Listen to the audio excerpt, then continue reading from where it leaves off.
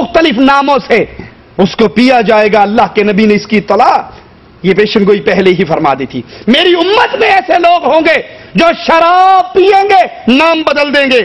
ان کے سروں پہ گلوکارائیں گائیں گی, ان کے سروں پہ گانا گانے والی گائیں گی.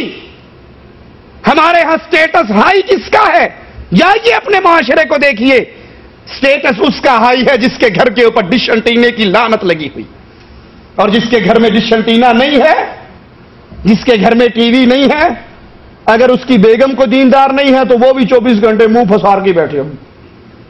کیا ہوا؟ پڑوسیوں کے گھر میں ڈش انٹینا ہے, اس کے گھر میں کلر ٹیلی ویژن ہے, اس کے گھر میں کیبل آ چکی ہے, اس میں 150 چینل چلتا ہے. تیرے گھر میں ٹوٹا ہوا ریڈیو بھی نہیں ہے. یہ لاہور کا ہمارے ایک دوست کا سچا واقعہ, بڑی ہائی سٹیٹس کی کالونی, وہاں ایک الدیس نے مجھے یہ واقعہ سنایا کہ وہ ٹی وی کا لائسنس بنانے والے لوگ آئے, انہوں نے بیل بجائی اور کہا کہ جناب بچہ باہر نکلا کہ آپ ماں سے پیسے لے کر آؤ, ٹی وی کا لائسنس کی تجدید کراؤ. اس نے کہا جی ہمارے گھر میں نہیں ہے, نہ ڈش ہے نہ کیبل ہے. اس نے کہا 250 روپے بچانے کے لیے بیٹا جھوٹ کیوں بولتا ہے؟ سٹیٹس ہائی اس کا سمجھا جاتا ہے جس کے گھر پہ ڈش انٹینے کی لعنت ہو, جس کے گھر میں کیبل ہو, جس کے گھر میں ناچنے والی گانے والی کنجریوں کی آواز صبح و شام دن اور رات گونجتی رہے. مسلمان کا یہ وتیرہ رہی. سنیے اللہ کے نبی کیا فرما رہے, میری امت میں ایسے لوگ ہوں گے جو شراب کا نام بدل کر اس کو پیئیں گے, کسی اور نام سے پیئیں گے. ان کے سر پہ گانے والی کنجریاں رہیں گی, گانے والی رہیں گی, گلوکارائیں رہیں گی. کتنے گھر ہیں, کتنے کمرے ہیں, کتنی گاڑیاں ہیں جن کے اندر گانوں کے نئے والیم, نئی کیسٹیں, نئی فلمیں سیڈیوں کے ذریعے, ڈش انٹینے کے ذریعے, کیبل کے ذریعے اور مختلف بدماشی کی آلات کے ذریعے پہنچ چکی ہے. کسی کو سمجھاؤ وہ کہتا آپ تو مولوی ہیں, آپ کو کیا پتا. بلکہ اب نیا حملہ شیطان نے کیا کیا, مولویوں کے روپ میں اداکار آتے ہیں, مولویوں کے روپ میں سکرین کے پردے پر, میڈیا پر اداکار آتے ہیں, اور وہ دھڑلے سے فتویٰ دیتے ہیں کہ جناب فکر کرنے کی کوئی بات نہیں, گانا سننا بالکل جائز ہے. داؤد علیہ السلام گانا گایا کرتے تھے, نعوذ باللہ ثم نعوذ باللہ لا حول ولا قوت الا باللہ. قرآن کہتا ہے داؤد علیہ السلام اللہ کا ذکر کیا کرتے تھے, اللہ کی تسبیح بیان کرتے تھے, اور اس تسبیح میں پھر پہاڑ بھی شامل ہوتے, پرندے بھی شامل ہوتے اور پتھر بھی شامل ہوتے. وہ اللہ کا ذکر کرتے, وہ اللہ کی تسبیح بیان کرتے. آج گانا گانے والا اس امت میں گانے کے ذریعے, ساز کے ذریعے, موسیقی کے ذریعے بے غیرتی اور بے حیائی کے دروازے کھولنے والا, نعوذ باللہ, داؤد علیہ السلام کے ذکر کو لے کر اپنی بدماشی پہ فٹ کرتا ہے. خود بدلتے نہیں, قرآن کو بدل دیتے ہیں کہ غلامی میں بدل جاتا ہے قوموں کا ضمیر. اس گانے کو حلال ہونے کے فتوے دیے جاتے ہیں کہ موسیقی جائز ہے, گانے جائز ہیں, گانے والیے ان کو فن پارائیں کہا جاتا ہے, اور اصل وہ کنجریے ہیں, وہ بے غیرت ہیں, وہ دیوس ہیں, وہ جہنم کی طرف بلانے والیے ہیں. ان کا انجام کیا بنے گا میں نہیں کہہ رہا. کوئی روشن خیال یہ سمجھے کہ مولوی صاحب تو روشن خیالی کے خلاف ہے. یہ فرمان مولوی کا فرمان نہیں, عام آدمی کا فرمان نہیں, یہ فرمان محمد الرسول اللہ صلی اللہ علیہ وسلم. سنیے, نبی کی آواز پر کان دھریے. آپ فرماتے ہیں شراب کا نام بدل دیا جائے گا, گانے والی ان کے سروں پہ ہوں گی جو گایا کریں گی. پھر نتیجہ کیا نکلیں گے, اللہ انہیں زمین میں دھسا دے گا. ابن ماجہ کے اندر یہ حدیث موجود ہے. اللہ ان کو زمین کے اندر دھسا دے گا اور ان میں سے بعض افراد کو سور اور بندر کی شکل میں تبدیل کر دے گا. ان کے چہرے مسخ ہو جائیں گے, زمین پھٹ جائے گی اور زمین میں اس کو دھسا دیا جائے گا. آج گانا گانے والے جواب دیتے ہیں آپ نہیں مانتے, گانا تو روح کی غذا ہے, موسیقی تو روح کی غذا ہے, ساز تو روح کی غذا ہے. میں کہتا ہوں اللہ کی قسم تم سچ کہتے ہو. واقعی گانا, ساز, موسیقی, ڈھول, گانے اور باجے یہ سارے روح کی غذا ہیں, لیکن روحیں دو طرح کی ہوتی ہیں، روحیں دو طرح کی ہوتی ہیں، ایک جنت میں جانے والی روح اور ایک جہنم میں جانے والی روح۔ جنت میں جانے والی روح کی غذا اللہ کا ذکر ہے، اللہ کا قرآن ہے، اور جب ایسی روح قرآن پڑھتی ہے تو محمد جواب میں کہتے ہیں اے میرے صحابی قرآن کو پڑھ، تیرا قرآن سننے کے لیے آسمان کے فرشتے اتر چکے ہیں۔ جب ایسی روح قرآن پڑھتی ہے تو محمد کریم خود کہتے ہیں ابئی مجھے قرآن سناؤ۔ ابئی کہتے ہیں آقا قرآن تو آپ پہ نازل ہوا، آپ مجھے کہتے ہو کہ میں سناؤں؟ کہا ابئی قرآن سناؤ۔ اور کیوں سناؤ؟ اس لیے کہ عرش والے نے حکم دیا ہے ابئی سے قرآن سنو۔ صحابی روتے ہوئے کہتے ہیں آقا اللہ سمانی، میرے رب نے میرا نام لیا ہے، یہ روح کی غذا ہے، اس روح کی جو اللہ کی جنت میں جانے والی ہے۔ اگر تمہاری بات مان لی جائے کہ موسیقی، ساز، گانا روح کی غذا ہے تو معاف کرنا یہ جہنم میں جانے والی روح کی غذا ہے۔ مومن روح کی غذا اللہ کا قرآن ہے۔ رسول اللہ صلی اللہ علیہ وسلم فرماتے ہیں، صحیح بخاری کے اندر یہ حدیث موجود ہے، میری امت میں ایسے لوگ ہوں گے جو زنا کو، ریشم کو، شراب کو، آلات موسیقی کو حلال جانیں گے۔ کتنے وہ خبیث ہیں جو میڈیا کے ذریعے اعلان کرتے ہیں کہ ساز، گانا یہ سب جائز ہے، اور دلیل دیتے ہوئے شادی کے گیتوں کی دلیل دیتے ہیں جو نابالغ بچیاں شادیوں پہ پڑتی ہیں، یا وہ لڑکیاں پڑتی ہیں جن کی آواز نامحرم کانوں میں نہیں جاتی، عورتوں میں بیٹھ کر شادی کے اوپر 10 بجا کر وہ گیت گاتی ہیں تاکہ یہ شادی اس کا اعلان ہو جائے، اس کی مشہوری ہو جائے، اس کو لا کر کنجریوں کے گانے پہ فٹ کیا جاتا ہے۔ انا للہ و انا الیہ راجعون۔ ان گانوں کے بولوں پر، موسیقی کی ان دھنوں پر، ان آوازوں کو فٹ کیا جاتا ہے، اس کے جائز ہونے کے فتوے دیتے ہیں۔ ایک بس کا سفر کرتے ہوئے ایک خبیث گانے والے کے الفاظ میں نے اپنے کانوں سے سنے۔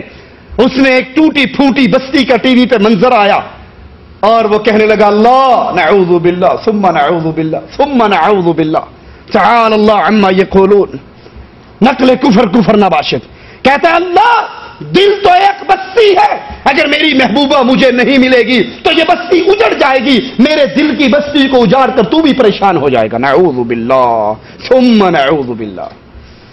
یہ کفریہ الفاظ اس موسیقی کی دھنوں پر شیطان کے ایجنٹ گاتے ہیں اور فتویٰ دینے والے فتوے دیتے ہیں کہ ساز، موسیقی یہ تو جائز ہے بلکہ حلال ہے، اس کا سارا استعمال درست ہے۔ اور اللہ کے نبی فرماتے ہیں اس امت میں ایسے لوگ ہوں گے جو زنا کو، ریشم کو، آلات موسیقی کو حلال جان لیں گے۔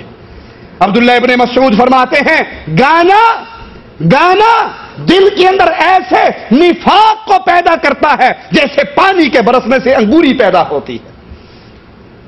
جس طرح پانی سے سبزہ پیدا ہوتا ہے، اس طرح ساز اور گانے اور موسیقی کے ذریعے دل کے اندر نفاق پیدا ہوتا ہے۔ گھروں کو ان گانوں کی آوازوں سے پاک کیجئے، اپنی گاڑیوں کو، اپنے کمپیوٹروں کو، اپنے جوال اور موبائلوں کو گانوں کی دھنوں سے، گانوں کی ساز اور موسیقی سے پاک کیجئے اگر آپ شیطان کے حملوں سے بچنا چاہتے ہیں۔ اور اگر نہیں تو یہ گھر جس میں گانے بجتے ہیں، یہ گاڑی جس میں گانے بجتے ہیں، یہ موبائل جس میں گانے بجتے ہیں، یہ تو خود شیطان کا مرکز ہے۔ یہاں پر پھر شیطانی اثرات نہ ہوں گے تو کیا ہوگا؟ یزید بن ولید رحمہ اللہ فرماتے ہیں لوگو گانے سننے سے بچو، کیونکہ گانا سننا شرم و حیا کو کم کر دیتا ہے۔ گانے کے اندر شرم حیا کی باتیں ہوتی ہیں یا بے شرمی کی، بے غیرتی کی، بے حیائی کی، کبھی کسی کو چھیڑنے کا ذکر اور کبھی کسی کو چھیڑنے کا ذکر، کبھی کسی ماں باپ کی بیٹی کی عزت کو چھالا جاتا ہے اور کبھی کسی لڑکی کے نام پر گانے بنتے ہیں۔ گانے سننے سے شرم و حیا کم ہوتی ہے، انسان کی شہوت بڑھتی ہے، مروت کو ملیا میٹ کر دیا جاتا ہے۔ گانا شراب کی نیابت کرتا ہے، جس طرح شراب کا نشہ انسان پہ چڑھ جاتا ہے اسی طرح گانا بھی نشہ آور چیز کی طرح انسان پہ اثر انداز ہوتا ہے۔ آپ دیکھ لیجئے جن کی عادت ہے گانے گانا، فلمیں دیکھنا، ان کی زبان پر کبھی نہ کبھی کوئی نہ کوئی گانے کا بول رہتا ہے، اللہ کا ذکر نہیں آتا۔ کتنے ہی مرنے والے مرتے ہیں اور مرتے وقت بھی ان کو لا الہ الا اللہ نصیب نہیں ہوتا، کسی فلم کا گانا ہی ان کی زبان پہ چل رہا ہے۔ ابو حنیفہ رحمہ اللہ فرماتے ہیں گانا سننا گناہ ہے۔ امام مالک رحمہ اللہ فرماتے ہیں جب گانے کے بارے میں پوچھا گیا آپ نے فرمایا گانا سننا فاسقوں کا کام ہے، گناہ گاروں کا کام ہے۔ امام شافعی فرماتے ہیں گانا سننا ایک ناجائز عمل ہے اور اس کا عادی انسان احمق ہے۔ اگر یہ گانا سننے والا کسی کے بارے میں گواہی دے گا تو قاضی گانا سننے والے کے اس جرم کی وجہ سے اس کی گواہی کو قبول نہ کرے۔ احمد ابن حنبل امام اہل سنت رحمہ اللہ سے پوچھا گیا گانے سننے کے بارے میں تو کہنے لگے گانا سننے سے دل میں نفاق پیدا ہوتا ہے، میں اس کو پسند نہیں کرتا۔ واضح ہو گئی گانوں کی حرمت احادیث رسول سے، اقوال سلف سے۔ اب سوچئے مسئلے تو بڑے واضح ہیں، میں اور آپ اپنے دل کو سمجھا کر اپنے گھروں کو، اپنے حالات کو بدلتے ہیں یا اسی راستے پر چلتے ہیں؟ اپنے گھروں کو شیطان کے حربوں سے بچانا چاہتے ہو، ان گھروں کو گھنٹیوں سے پاک کر دو۔ ابو ہریرہ رضی اللہ عنہ وارضاہ فرماتے ہیں نبی کریم صلی اللہ علیہ وسلم نے فرمایا گھنٹی شیطان کا باجا ہے۔ ابو ہریرہ سے ہی ایک اور روایت میں ہے فرماتے ہیں فرشتے ان مسافروں کے ساتھ سفر نہیں کرتے جن کے ساتھ گھنٹا ہو یا کتا ہو۔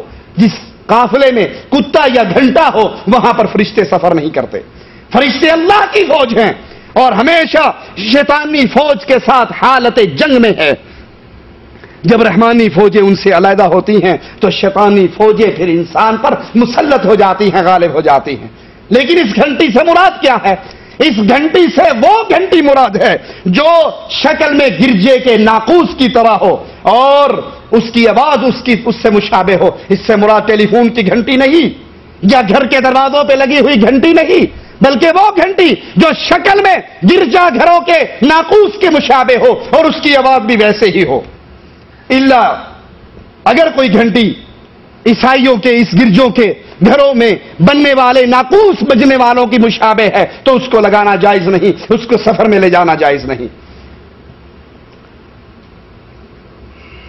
لیکن اگر کوئی ایسی گھنٹی آپ کے موبائل میں یا آپ کے گھر کے باہر لگی ہے جس میں ساز ہے، موسیقی ہے، تو ساز اور موسیقی ہونے کی بنا پر وہ بھی حرام ہے۔ اسی طرح اپنے گھروں کو صلیب کے نشانوں سے پاک کیجئے۔ کہنے کو یہ بڑی چھوٹی بات ہے، لیکن اگر آپ اور میں اپنے گھروں کو چیک کرنا شروع کریں گے کتنی ہی میڈیسن آپ کو ملیں گی جس کے اوپر صلیب کا نشان ہوگا۔ مصلی نماز پڑھنے کے بنے ہوئے صلیب کا نشان ہے، کپڑوں پہ غور کریں گے صلیب کا نشان ہے، قالین پہ غور کریں گے صلیب کا نشان ہے، بچوں کے جوتوں پہ غور کرو گے صلیب کا نشان ہے۔ یہ عیسائیوں کی پلاننگ کے تحت صلیب کے نشان مسلمانوں کے گھر میں انجانی صورت میں داخل ہو چکے ہیں، جانتے نہیں ہیں۔ کوئی چیز خرید کے لاتے ہیں لیکن اس پہ صلیب کا نشان ہے۔ اپنے گھروں کو صلیب کے نشان سے پاک کیجئے۔ رسول اللہ صلی اللہ علیہ وسلم حضرت عائشہ روایت فرماتی ہیں کہ آپ کے گھر میں صلیب کا کوئی بھی نشان ہوتا آپ اس کو توڑ ڈالتے۔ اب سوچئے کیا نعوذ باللہ اللہ کے نبی خود جان بوجھ کے وہ گھر میں لے جاتے تھے؟ کسی ایسی چیز پر صلیب کا نشان بنا ہوا جو آپ کے گھر میں داخل ہو چکی ہے، وہ لباس ہو، وہ قالین ہو، وہ جائے نماز ہو، وہ ٹائل ہو، وہ کچھ بھی ہو، اگر اس پہ صلیب کا نشان ہے اس کو تبدیل کر دیجئے، بدل دیجئے۔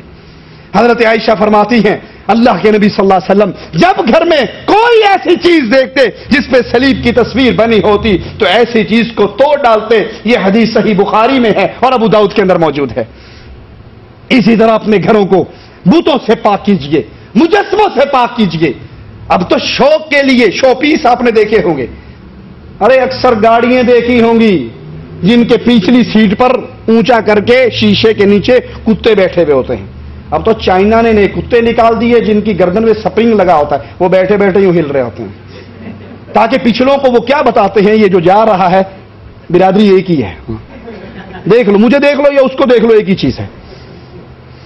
گاڑیوں میں کتے، گاڑیوں میں درمیان کا جو شیشہ لگا ہے اس کے ساتھ کتنی خوش نصیب ہیں وہ لوگ جن میں ان کے ساتھ سفر کی دعا لگی ہوئی ہوتی ہے، اللہ کے نام لکھے ہوئے ہوتے ہیں، کوئی قرآن کا ذکر، قرآن کی آیت لکھی ہوئی ہوتی ہے، اور کتنے بد نصیب ہے جو وہاں پر بھی بلی ٹانگتے ہیں، کتا ٹانگتے ہیں، مجسموں سے بھرے ہوئے۔ لڑکی سکول پڑھنے کے قابل ہوئی 8ویں 9ویں کلاس کی دستکاری سیکھتی ہے تو اس کے کمرے میں جائیے بیٹیوں کے، اس نے فوم سے خرگوش بنایا ہوا، تتلیاں بنائی بھی، یہ مجسمے تصویریں بت اپنے ہاتھ سے بنا کر اپنے گھروں میں رکھتے ہیں۔ یاد کر لیجئے رسول اللہ صلی اللہ علیہ وسلم اپنے گھر میں داخل ہو رہے، بیٹھنے والی کسی چیز پہ آپ کو کچھ تصویر